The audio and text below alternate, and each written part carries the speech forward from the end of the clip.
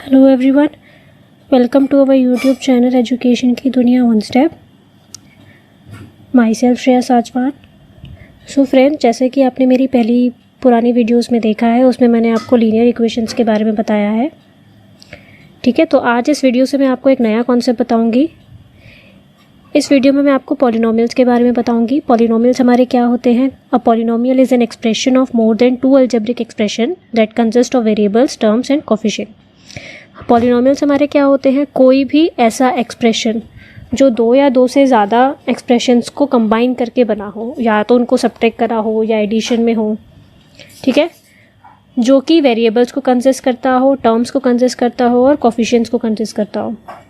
Variables हमारे क्या होते हैं? कोई भी ऐसी वैल्यू जो हम लेते हैं जिसकी वैल्यू जो है वेरी करती रहती है। ओके, जिसकी वैल्यू जो है फिक्स नहीं होती, सो उसको हम वेरिएबल बोलते हैं। ओके, कांस्टेंट हमारे क्या होते हैं? जो टर्म हमारी फिक्स होती है, जिसकी वैल्यूज चेंज नहीं होती वेरिएबल की वैल्यू पुट करने के बाद। ठीक है, कोफिशिएंट हमारा क्या होता है? वेरिएबल के साथ जो भी नंबर आपका गिवन है, इधर वो पॉजिटिव इंटीजर हो या नेगेटिव इंटीजर हो, या फिर रैशनल नंबर भी हो सकता है। ठीक है, तो वो हमारा क्या होता है? कोफिशिएंट। सो जो आपका एक एग्जांपल यहाँ दिया है 5x - 3, इसमें जो 3 है वो आपका कांस्टेंट है, x आपका वेरिएबल है, 5 आपका कोफिशिएंट ऑफ x है। ओके, अब बात आती है टर्म्स की। टर्म्स क्या होती है? जैसे ये जो अलजेब्रिक एक्सप्रेशन आपको दिया है 5x - 3, इसमें आपकी दो टर्म्स हैं। फर्स्ट टर्म आपकी 5x and second term is आपकी 3। ओके, सो ऐसे आप टर्म्स कैलकुलेट कर सकते हो।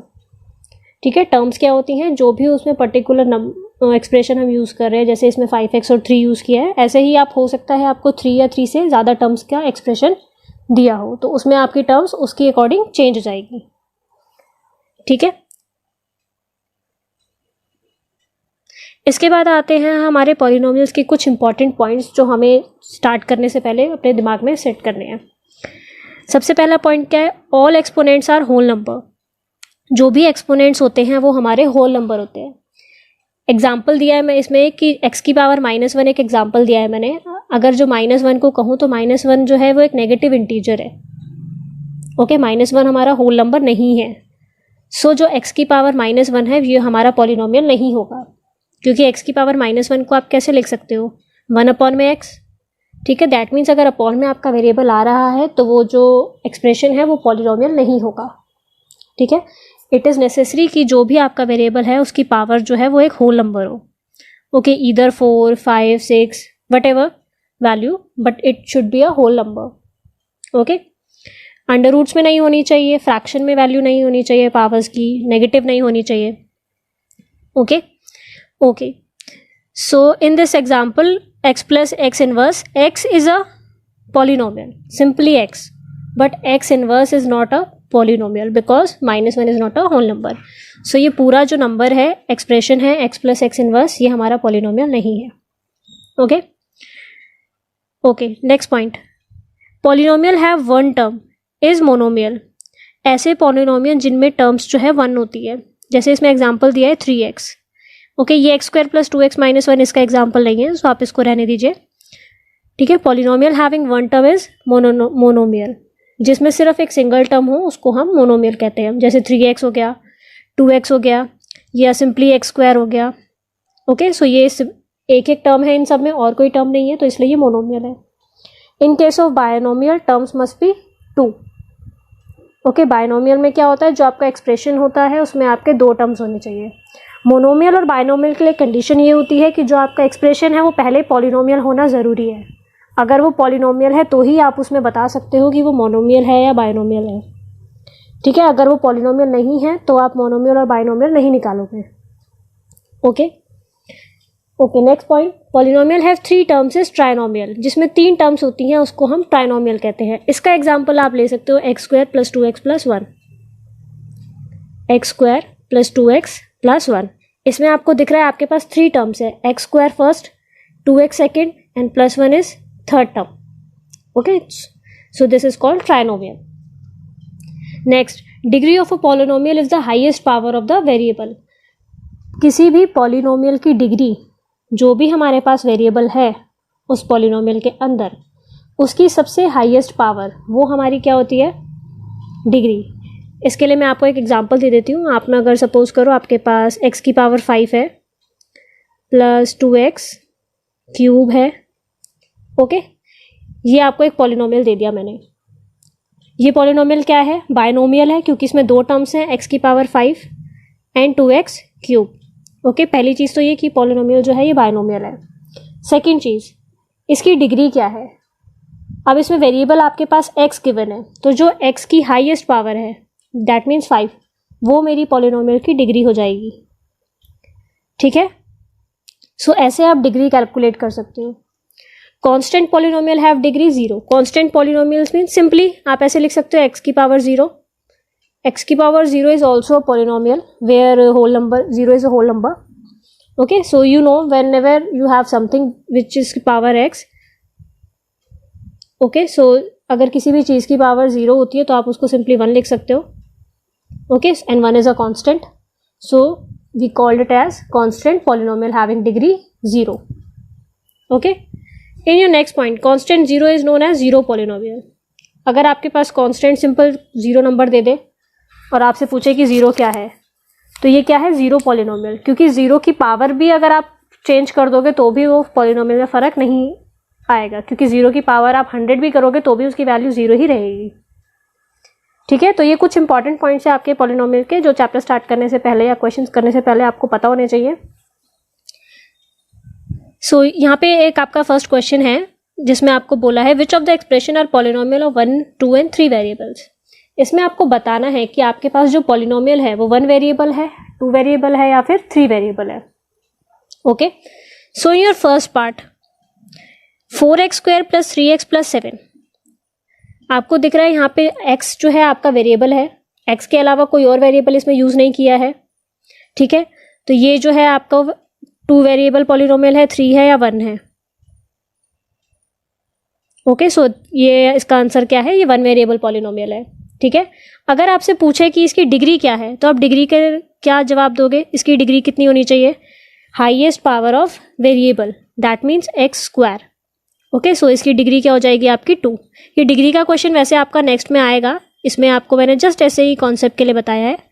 ठीक है, ताकि आपको पता चल जाए कि पॉलिनोमियल के अंदर आप कैसे सारी चीज़ें निकाल सकते हो। ओके, सेकेंड क्वेश्चन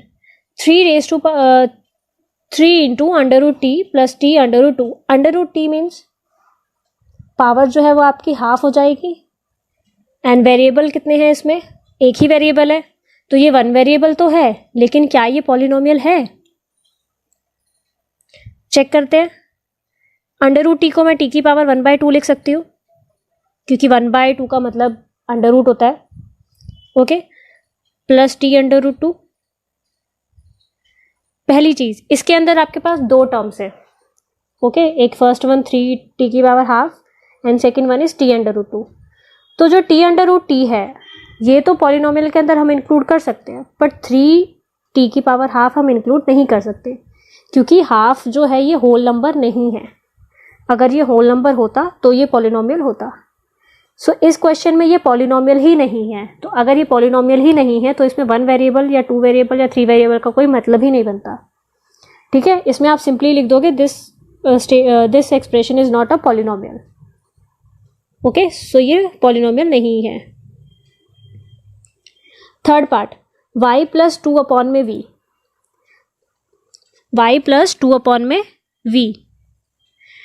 इसमें आपके पास 2 वेरिएबल है, एक y है और एक v है, बट v जो है वो अपॉन में है। सो अगर मैं इस अपॉन वाले पार्ट को ऊपर ले जाती हूँ तो इसको मैं ऐसे लिख सकती हूँ v⁻⁻1। नाउ अगेन ये पॉलिनोमियल होगा या नहीं होगा, आई थिंक नहीं होगा, बिकॉज v की पावर जो है -1 है and -1 is not a whole number. So इस केस में भी आपका एक्सप्रेशन जो है वो पॉलिनोमियल नहीं होगा। तो जो पॉलिनोमियल ही नहीं होगा तो 1 वेरिएबल या 2 वेरिएबल हमें बताने की ज़रूरत ही नहीं है। ओके, क्योंकि क्वेश्चन में आपको बोला है जो एक्सप्रेशन पॉलिनोमियल है उसी में आपको बताना है कि वो 1 वेरिएबल है या 2 वेरिएबल है या फिर 3 है। Okay, so let's come to our fourth part. Fourth part आप देखो, आपको इसमें x भी है, y भी गिवन है और t भी गिवन है। और तीनों की पावर जो है वो होल नंबर में भी गिवन है। ओके, सो दैट मीन्स इसमें कितने वेरिएबल्स है आपके पास? 3 वेरिएबल है और ये पॉलिनोमियल भी है। सो इसका आंसर क्या होगा? आपको ये क्वेश्चन समझ में आया होगा कि आपको कैसे पता लगाना है कि पॉलिनोमियल है या नहीं है, और अगर पॉलिनोमियल है तो उसके अंदर कितने वेरिएबल्स हैं। ओके, सो हम अपने नेक्स्ट क्वेश्चन के लिए बढ़ते हैं। हमारा नेक्स्ट क्वेश्चन क्या है? Right coefficient of x square in the each of the following. आपको एक्स स्क्वायर का कोफिशिएंट लिखना है। कोफिशिएंट मीन्स कोई भी नंबर जो एक्स स्क्वायर के साथ में लिखा हो, ठीक है, किसी भी एक्सप्रेशन में, चाहे वो उसमें 2 टर्म हो, 3 हो या उससे ज़्यादा टर्म्स हो। ओके, सो आपको ये वाला कोफिशिएंट फाइंड करना है। ओके, तो फर्स्ट पार्ट में देखते हैं। फर्स्ट पार्ट में आपका एक्सप्रेशन है 2 + x² + x। उसने कोफिशिएंट आपको एक्स स्क्वायर का पूछा है, तो एक्स स्क्वायर के साथ यहाँ पे कौन सी टर्म है? कोई सी भी नहीं है न। तो जब कुछ भी नहीं होता तो हम उसकी जगह क्या लिख देते हैं? 1 लिख सकते हैं, क्योंकि अगर मैं यहाँ 0 लिखूंगी तो मेरा एक्सप्रेशन चेंज हो जाएगा ना, क्योंकि 0 × x² तो 0 बन जाएगा, तो एक्सप्रेशन तो 2 + x आ गया। ओके, तो हमें इस हिसाब से लिखना होता है कि हमारा जो एक्सप्रेशन गिवन है वो चेंज भी नहीं होना चाहिए। ओके, सो मैं अगर x² के साथ 1 मल्टीप्लाई करूंगी तो वो इक्वेशन में कोई चेंज नहीं लेकर आएगा। ओके, सो यहाँ x² के साथ क्या आ गया? 1। सो कोफिशिएंट क्या हो जाएगा x² का यहाँ पे? 1। ओके ओके, सो हम अपने सेकेंड पार्ट पे चलते हैं। सेकेंड पार्ट में क्या आपको दिया हुआ है एक्सप्रेशन? π/2 x² + x। तो यहाँ पे x² के साथ कौन सा कोफिशिएंट आपको दिख रहा है? π/2। ओके, सो यहाँ पे जो π/2 है वो x² का कोफिशिएंट है। थर्ड पार्ट में आप देखो, आपको एक्सप्रेशन दिया है 2x - 1। 2x - 1 के अंदर आपके पास x² गिवन ही नहीं है, तो जब x² गिवन नहीं है तो उसका कोफिशिएंट क्या होगा?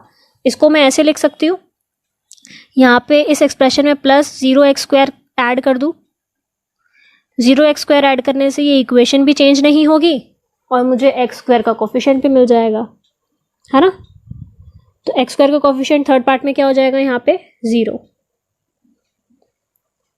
ओके, सो इस तरह से आप कोफिशिएंट किसी भी वेरिएबल के निकाल सकते हो। मैंने यहाँ x² लिया है, आप x भी ले सकते हो, और हो सकता है आपसे x³ का या x⁵ इन सब का भी पूछ सकता है।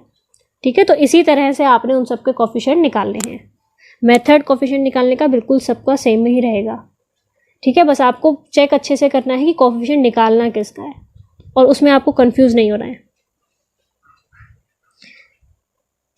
ओके, सो हमारा जो नेक्स्ट क्वेश्चन है इसमें लिखा है right degree of each of the following polynomials. आपको डिग्री बतानी है।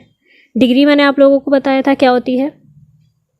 वेरिएबल की जो हाईएस्ट पावर होती है उसको हम डिग्री बोलते हैं। ठीक है, तो फर्स्ट जो आपका पार्ट है 2 - y² + y, इसमें आपकी डिग्री क्या होगी? मैक्सिमम पावर क्या है y की? 2 है, तो फर्स्ट पार्ट की डिग्री हो जाएगी मेरी 2। ठीक है, सेकेंड पार्ट में पॉलिनोमियल आपको क्या दिया हुआ है? π/2 x⁻10 + x। सो वेरिएबल यहाँ पे x है मेरे पास, x की हाईएस्ट पावर 10 है यहाँ पे, तो डिग्री क्या हो जाएगी इस पॉलिनोमियल की? 10। ओके, थर्ड पार्ट में आपको क्या दिया है? t⁻5 - 1। वेरिएबल क्या है इसमें? t, और t की पावर कितनी है इसमें? 1। ठीक है, तो डिग्री क्या हो जाएगी इस पॉलिनोमियल की? 1। ठीक है, तो डिग्री का कॉन्सेप्ट तो सबसे ज़्यादा इजी है, तो डिग्री में आपको कहीं पे भी कोई भी दिक्कत नहीं होगी, आप आसानी से डिग्री निकाल सकते हो। ठीक है, बट ये चीज़ ध्यान रखना है कि जो एक्सप्रेशन है वो पॉलिनोमियल होना चाहिए। अगर वो पॉलिनोमियल नहीं है तो आप डिग्री नहीं निकालोगे। ठीक है, okay, next question. Classify the following as linear, quadratic and cubic polynomial. आपको इसमें कुछ पॉलिनोमियल्स दिए हुए हैं, आपको बताना है कि ये लीनियर है, क्वाड्रेटिक है या क्यूबिक पॉलिनोमियल। पहले मैं आपको बता देती हूँ लीनियर पॉलिनोमियल क्या होता है, जिसमें डिग्री 1 होती है। ठीक है, जिसमें डिग्री 1 होती है। क्वाड्रेटिक जिसमें डिग्री 2 होती है, एंड क्यूबिक जिसमें डिग्री आपकी 3 होती है। ठीक है, तो फर्स्ट पार्ट में आपको दिख रहा है आपका एक्सप्रेशन है y + y² + 4। इसमें आपकी डिग्री क्या है? 2 है। सेकेंड पार्ट में आपको डिग्री कितनी दिख रही है एक्स की, मैक्सिमम वैल्यू कितनी, मैक्सिमम पावर कितनी है एक्स की यहाँ पे 3, सो इसकी डिग्री 3 हो गई। थर्ड पार्ट में आपको डिग्री कितनी दिख रही है, टी की पावर 2 है, वहाँ पे 2 हो गया, ठीक है। 3t, यहाँ पे डिग्री कितनी हो गई 1। आपको डिग्री मिल गई है, अब आप इसमें बता सकते हो कि पॉलिनोमियल कैसा है। 1 है तो लीनियर है, 2 है तो क्वाड्रेटिक है, 3 है तो क्यूबिक है, एंड यहाँ पे 2 है तो फिर से क्वाड्रेटिक। ओके, सो ये बहुत इजी तरीका है आपका बताने का कि लीनियर है, क्वाड्रेटिक है या क्यूबिक पॉलिनोमियल है। जस्ट आप डिग्री कैलकुलेट करो, ठीक है। सो आई होप आपको ये वीडियो अच्छा लगा होगा फ्रेंड्स। आज हमने इसमें थोड़े से टॉपिक्स क्लियर किए हैं हमारे पॉलिनोमियल्स के। ये बहुत ही बेसिक टॉपिक हैं, ठीक है। इसके जो मेन कॉन्सेप्ट है वो आपका आगे नेक्स्ट वीडियो में मैं आपको बताऊंगी, बट ये जो बेसिक कॉन्सेप्ट है ये आपको पता होना चाहिए। इससे रिलेटेड क्वेश्चंस नहीं आते एग्जाम में, बट ये ऑप्शनल क्वेश्चंस में या ज़्यादा से ज़्यादा क्वेश्चन प्रैक्टिस करने के लिए हेल्पफुल बहुत होते हैं, ठीक है। इससे आप अपने बेसिक कॉन्सेप्ट क्लियर रखोगे तो आपको आगे के कॉन्सेप्ट समझने में बहुत आसानी होगी। तो आई होप आपको ये वीडियो अच्छा लगा होगा। सो प्लीज़ अगर किसी को कोई भी डाउट है तो आप मुझे कमेंट बॉक्स में कमेंट करके बताएं और हमारे चैनल को लाइक, शेयर एंड सब्सक्राइब करें। Thank you so much.